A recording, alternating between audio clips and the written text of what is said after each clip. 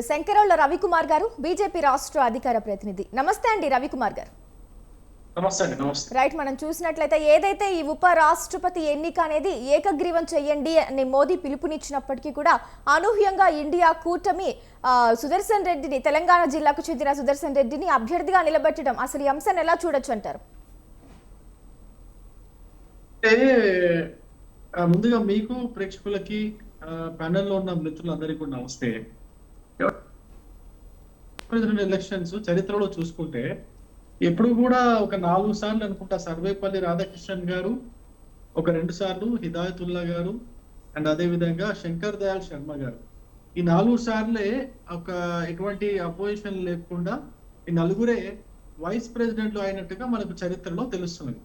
దాని తర్వాత ఎప్పుడు కూడా ప్రతిసారి ఎలక్షన్స్ అయినాయి, ప్రతిసారి ఎలక్షన్స్ లో అందరూ కూడా ఓటర్స్ ఓటు హక్కు వినియోగించుకున్నారు.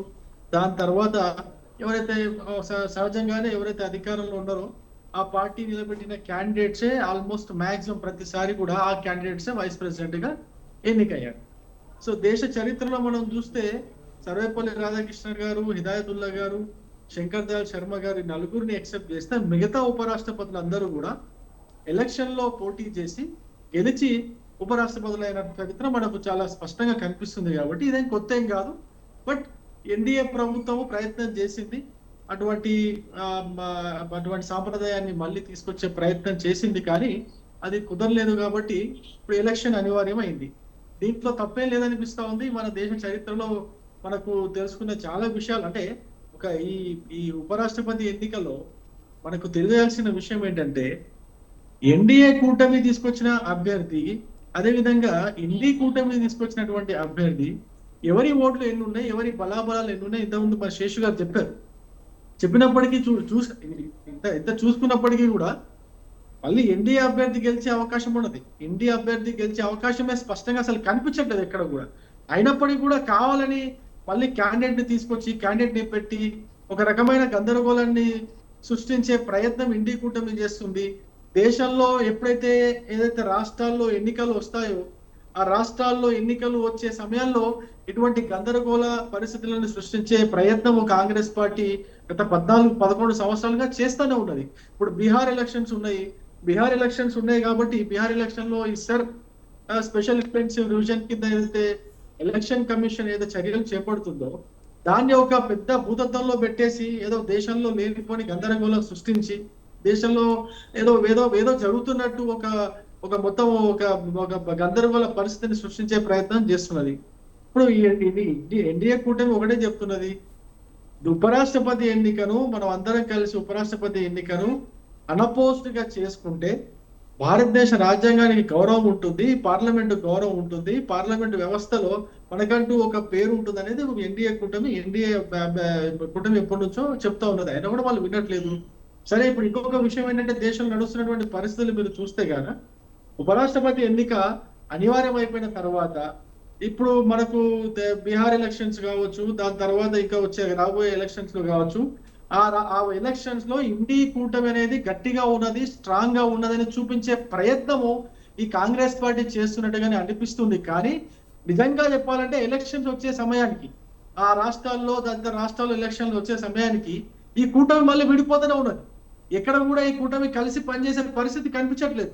మన ఢిల్లీ ఎలక్షన్ లో చూసారు. ఢిల్లీ ఎలక్షన్ లో ఆమ్ ఆద్మీ పార్టీ ఏ విధంగా అయితే MP elections ఉండేమో Aam Aadmi party Congress తో కలిసి పనిచేస్తున్నాము, కాంగ్రెస్ తో కలిసే ఉంటాము, ఇండి కూటమి ఉంటాము అని చెప్పినటువంటి ఆమ్ ఆద్మీ పార్టీ ఢిల్లీ ఎలక్షన్స్ కి వచ్చేసరికి కాంగ్రెస్ పార్టీ పైనే పోటీ చేసినటువంటి పరిస్థితి వచ్చింది. కాంగ్రెస్ పార్టీని విమర్శించే పరిస్థితి వచ్చింది. కాంగ్రెస్ పార్టీ ఆమ్ ఆద్మీ పార్టీ ఒకరొకరు విమర్శించే పరిస్థితి వచ్చింది. అంటే నేనేమంటున్నా, ఈ ఇండీ కూటమిలో ఉన్నటువంటి పార్టీలు ఏవి కూడా సఖ్యంగా ఉండే పరిస్థితి దేశంలో కనిపించట్లేదు. ఈ ఇండీ కూటమిలో ఉన్నటువంటి పార్టీలు అన్ని కూడా ఏదో ఒక రకమైనటువంటి అవినీతి కేసుల్లో వాళ్ళు ఇరుక్కొని ఉన్నారు. ఏదో ఒక రకంగా బెయిల్ పైన ఉన్న వాళ్ళే చాలా పార్టీల నాయకులు కనిపిస్తున్నారు. ఇటువంటి కూటమిని ఏ విధంగా దేశ ప్రజలు నమ్ముతారు? ఇటువంటి కూటమి నిలబెట్టినటువంటి అభ్యర్థి ఈ దేశంలో ఉపరాష్ట్రపతిగా ఏ విధంగా గెలుస్తారు అనేది దేశ ప్రజలందరూ కూడా ఆశ్చర్యంతో ఆలోచిస్తున్నారు. ఇదే విధంగా ఇప్పుడు నేను ఒకటే విషయం చెప్పదలుచుకున్నానండి, కాంగ్రెస్ పార్టీ ఇంటి కూటమి పేరుతో ఎన్ని నాటకాలు ఆడినా, ఎన్ని పార్టీలను దానిలో కలుపుకోవాలని చూసినా నాయకత్వం లేమితో పోరాడుతున్నటువంటి ఈ కాంగ్రెస్ పార్టీకి ఏ పార్టీ కూడా మద్దతు ఇచ్చే పరిస్థితి కనిపిస్తలేదు. రైట్. ముఖ్యంగా ప్రజల విశ్వాసం కోల్పోయింది కాంగ్రెస్ పార్టీ ఈ ఇండి కూటమి. ప్రజల విశ్వాసం కోల్పోయిన తర్వాత ప్రజల విశ్వాసాన్ని చూరగొనడానికి వీళ్ళు చేస్తున్నటువంటి ఆడుతున్నటువంటి రకరకాల నాటకాలు, దేశంలో సృష్టిస్తున్నటువంటి రకరకాలైనటువంటి గందరగోళాలు, అది ఓటు చోరీ అని చెప్పేసి అదని ఇదని. మొన్న సుప్రీంకోర్టు ఎన్నిసార్లు మొట్టికాయలు వేసినా కూడా సుప్రీంకోర్టు ఎన్నో డిఫేమేషన్ కేసులో రాహుల్ గాంధీ పైన క్షమాపణలు చెప్పాలని చెప్పేసి తీర్పు ఇచ్చినప్పటికీ కూడా మళ్ళీ కొత్త రకమైన నాటకాలనే వీళ్ళు మొదలు పెడుతున్నారు. కానీ ఎక్కడ కూడా రాజ్యాంగబద్ధంగా రాజ్యాంగ స్వతంత్ర ప్రతిపత్తి కలిగినటువంటి సంస్థలు ఈ దేశంలో ఎన్ని ఉన్నా వాటి అన్నింటిపైన రకరకాలుగా ఆరోపణలు చేస్తూ ఆ ఆరోపణలు ఎటువంటి ఆధారాలు లేకుండా చేసినటువంటి విషయాన్ని మనం అందరం గమనిస్తున్నాం. కోర్టు కూడా చెప్పింది ఇన్ని విషయాలు చేస్తారు ఒక్కడైనా ఆధారం నిన్న ఈసీఐ కూడా చెప్పింది మీ దగ్గర ఆధారాలు ఉంటే సమర్పించండి లేదా మీరు క్షమాపణలు చెప్పండి అని చెప్పింది. ఇప్పుడు వీళ్ళ ప్రాబ్లం ఏంటంటే దొంగ ఓటర్లను తీసేస్తున్నారని చెప్పేసి ప్రాబ్లమా, లేదా మహారాష్ట్ర లాంటి రాష్ట్రాల్లో కొత్తగా కొన్ని లక్షల మంది ఓటర్లు యాడ్ చేశారని ప్రాబ్లమా? ఏది చేసినా కూడా ఈసీఐ చేస్తున్నటువంటి ఏదైతే ఉందో స్పెషల్ ఇంటెన్సివ్ సార్ అదైతే ఆ కార్యక్రమం ఉందో ఆ కార్యక్రమాన్ని అభినందించాల్సినటువంటి పరిస్థితి దేశంలో.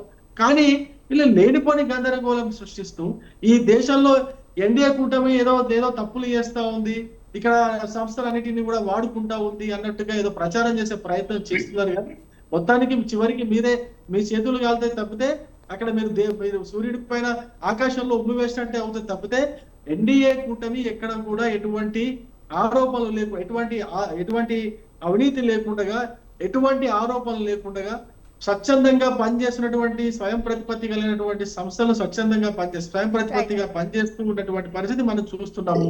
ప్రజల నమ్మకం మాపై ఉన్నది, ప్రజలు మాతో ఉన్నారు, ప్రజల విశ్వాసం మేము చూరగొంటున్నాం. నరేంద్ర మోడీ గారు చేస్తున్నటువంటి అభివృద్ధి కార్యక్రమాలు ప్రజలు చూసి మెచ్చుకుంటున్నారు. ఇప్పటికీ కూడా ప్రపంచంలోనే అత్యంత అంటే ఫేమస్ లీడర్ గా నరేంద్ర మోడీ గారు ఇప్పటికీ కూడా కొనసాగుతున్నారు. రైట్ అండి, అలాగే మరొక ప్రయత్నాలు చేసినా కూడా కుదరని పని. ఓకే అండి రవికుమార్ గారు.